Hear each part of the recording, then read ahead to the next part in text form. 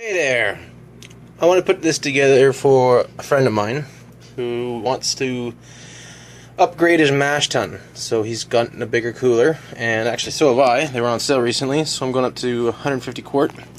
It's a big cooler, and I'm going to put my grain mill in the corner there because this is another door. It'll help keep my dust down, I think, and it'll help stabilize the temperature. I had a 5-day cooler, this one's a 7-day cooler for ice retention. Gives you a rough estimate of how well insulated your mash tun is, or the cooler that you bought. So, a couple key features that I like about this one is it locks, which will help keep its shape.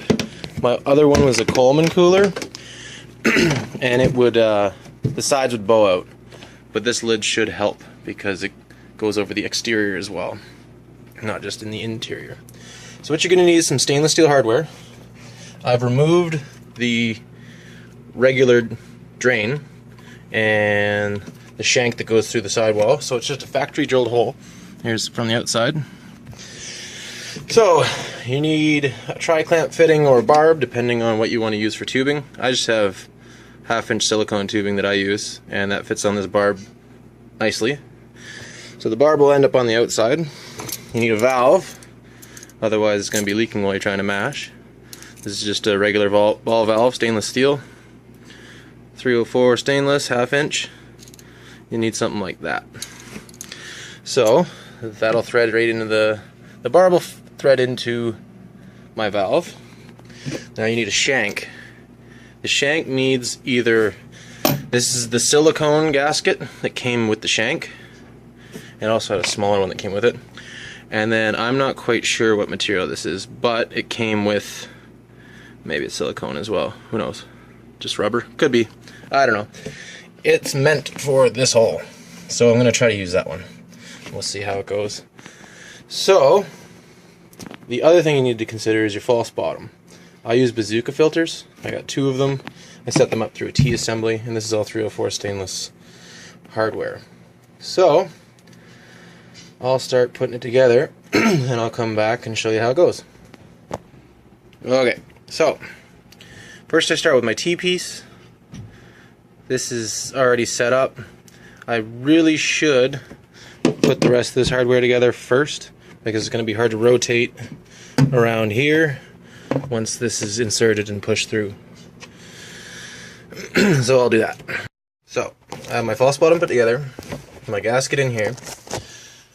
I have set this up with the nut before my valve, so it'll go on the outside to catch.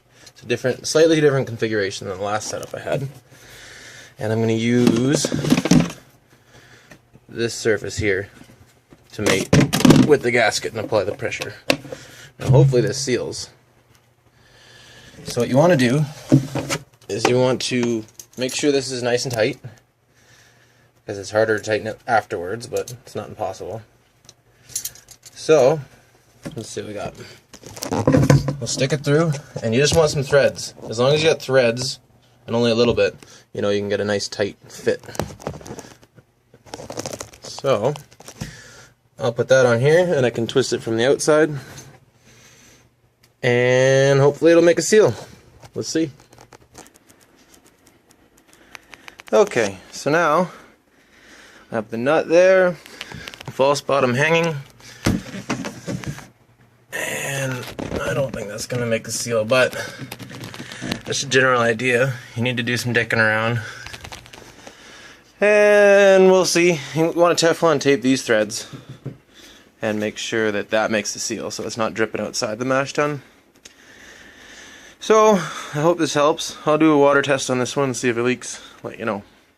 Cheers. Pretty excited. It looks to me like the mash tun's not leaking.